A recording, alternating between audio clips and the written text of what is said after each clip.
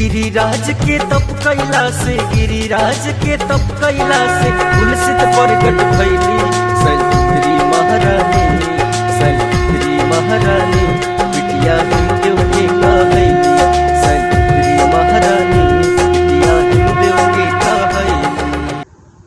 जय माता दी। आज शारदीय नवरात्र का पहला दिन है। शारदीय नवरात्र में पहले दिन हम माता शैलपुत्री की आराधना करते हैं। माता की आराधना हम कैसे करें, उनका क्या चढ़ावा होता है, उनकी पूजा आराधना हम कैसे करते हैं, इन सब पे हम बाबा के साथ विशेष रूप से चर्चा करेंगे। मैं हूँ रविंद्र कुमार और आप देख रहे हैं न्यूज़ प्लस लाइव। आज हमारे साथ स्टूडियो में बाबा जितेंद्र कुमार मिश्रा जी मौजूद हैं, उनके साथ हम लोग चर्चा करेंगे। बाबा स्वागत है आपका हमारे कार्यक्रम में। आज पहला दिन है नवरात्र का। शैलपुत्री की आराधना हम लोग कैसे करते हैं उस पर हमारे दर्शकों को विशेष रूप से बताएं। जय माता दी।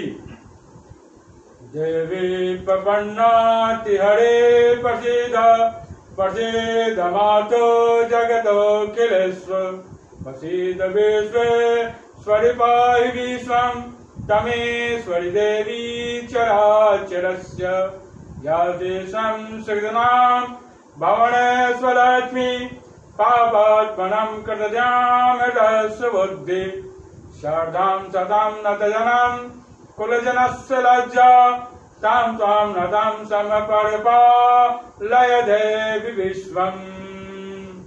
तो बाबा, ये तो माता का आपने गुणगान किया जी। तो हम चाहेंगे कि हमारे दर्शकों को माता शैलपुत्री की कथा क्या है जी, इसके बारे में भी आप बताएं। जय माता दी। भक्तजन, माता शैलपुत्री के कथा बहुत ही रोचक है। हमारे शास्त्रों में जन्म जन्मांतर का सिद्धांत है। इस कथा के माध्यम से भी हम जन्म जन्मांतर के संबंधों के बारे में जानेंगे। माता शैलपुत्री की कथा शैलपुत्री, हेमपुत्री इत्यादि नामों से प्रचलित है। हिमालय की पुत्री होने के कारण, पर्वत की पुत्री होने के कारण उन्हें शैलपुत्री और हेमपुत्री कहते हैं। माता इस रूप में, प्रकृति रूप में होती है। इस दिन प्रकृति की हम आराधना करते हैं और नवरात्र का प्रथम दिवसीय आवाहन पूजन का समय होता है। माता शैलपुत्री हिमालय के यहाँ जन्म लेती है, जो कि पूर्व जन्म में सती ही थी। सती के रूप में जब वो शिव के साथ थी तो उनके पिता राजा दक्ष ने एक यज्ञ का आयोजन किया था। उस आयोजन में शिव को निमंत्रण नहीं गया। यज्ञ के भाग को सभी देवता देवी ग्रहण किया करते हैं। तो समस्त देवी देवताओं को तो निमंत्रण मिला, लेकिन भगवान शिव को निमंत्रण नहीं मिला। इसकी सूचना सती को हुई। सती ने शिव से कहा कि ऐसी बात है। तब शिव बोले कि तुम्हें जाने की वहां कोई जरूरत नहीं है, क्योंकि हम लोग को निमंत्रण नहीं मिला है। लेकिन अपने वात्सल करुण भाव के कारण, माता के स्नेह, पिता के आशीर्वाद पाने की इच्छा से वो रूठ गई और पुनः अपने पति शिव से आग्रह की कि मैं वहां जाना चाहती हूँ। बहुत मंथन के पश्चात शिव जी अपने गणों के साथ सती को यज्ञ में जाने के लिए अनुमति प्रदान कर दिए और सती अपने गणों के साथ यज्ञ मंडल के स्थान पर पहुंची, जहां उसके पिता यज्ञ कर रहे थे। पिता के द्वारा दुत्कार और बहनों के द्वारा कटाक्ष और व्यंग देखकर माता सती बहुत दुखित हुई। माता तो स्नेह दी, माता ने तो प्यार जताया, लेकिन बहन और पिता उनको दुत्कार ही दिए। यज्ञ मंडल की वेदी भी 3 खाने की होती है, जिसमें ब्रह्मा, विष्णु, महेश का अलग अलग पृथक रूप दिया जाता है। उस यज्ञ मंडल में 2 ही खाना बना हुआ था, शिव की खाना नहीं थी। यह देखकर पार्वती सती तो और भी बहुत क्रोध अग्नि में प्रज्वलित हो गई और इस अपमान को वह सहन नहीं करी, अपने पति के अपमान को वह सहन नहीं कर पाई और उस यज्ञ मंडल के वेदी में ही कूदकर अपनी जीवन लीला समाप्त कर ली। इस सूचना को जब शिव को प्राप्त हुआ तब वो अपने गणों का आदेश देकर वह यज्ञ को तहस नहस करवा दिए और तहस नहस करवाकर और अपने सती को सौ लेकर तांडव करने लगे। दूसरे जन्म में वही सती शैलपुत्री हेमवती के रूप में आई और पुनः तपस्या कर शिव की अग्नि के रूप में प्राप्त की। प्रथम दिवसीय पूजन माता का आराधना का है, तपस्या का है, अपने पूर्व जन्म के संचित कर्म फल को पाने का है। अतः भक्तजन आप भी अपने पूर्व जन्म के कर्म फल अच्छी तरह से प्राप्त करें और अपने तप तपस्या दिनचर्या में संलग्न हो जाए।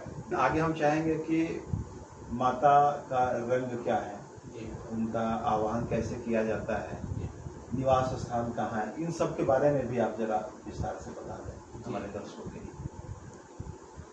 माता के ध्यान मंत्र में ही सारा संकलित है। माता का ध्यान है वंदे वाचित लाभाय चंद्रा अर्धकृत शेखराम बिरसारूढ़ा सुलधराम शैलपुत्री यशस्वनी।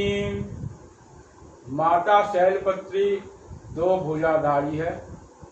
माता बैल पर सवारी करती है। माता के दाहिने हाथ में त्रिशूल और बाएं हाथ में कमल धारण करती है। माता नारंगी रंग के वस्त्र से सुशोभित है और भक्तजन भी जो माता का आशीर्वाद लेना चाहते हैं वो भी नारंगी रंग के वस्त्र को अगर धारण करें तो उन्हें मनवांछित फल की प्राप्ति होती है। माता का निवास मूलाधार चक्र में होता है।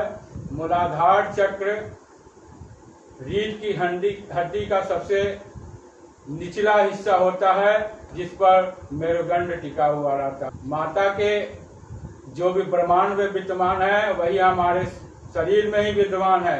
जो अंडज है वही पिंडज है। अतः अपने मूलाधार चक्र को जागृत करने के लिए इच्छा, सामान और प्रकृति पाने के लिए, अपने रूप को निखारने के लिए हम माता शैलपुत्री का आवाहन नारंगी रंग के वस्त्रों को पहनकर और परिजात का फूल जिसको हरसिंगार का फूल भी बोलते हैं, जो देवलोक का फूल है, देवलोक का पौधा है, उसके फूलों से माता का आवाहन करना सर्वोत्तम होगा।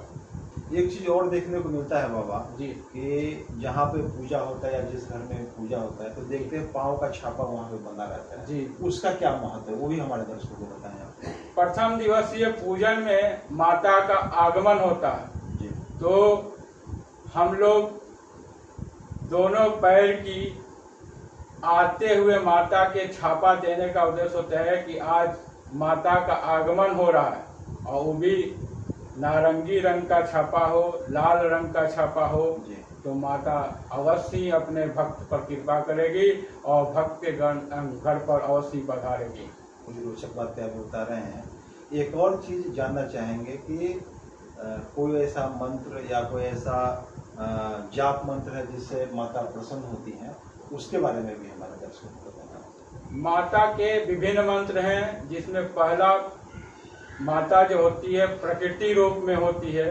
अतः माता का प्रकृति मंत्र जपना सबसे सरल और महत्वपूर्ण भी है। या देवी सर्वभूतेषु प्रकृति रूपेण संस्थिते नमस्तस्यै नमस्तस्यै नमस्तस्यै नमो नमः। ओम ह्रीं शिवाय नमः। शिव भी पंच महाभूत हैं और पंच महाभूत की प्रकृति है। अतः ह्रीं शिवाय नमः का जाप करना भी उत्तम फलदायी रहेगा।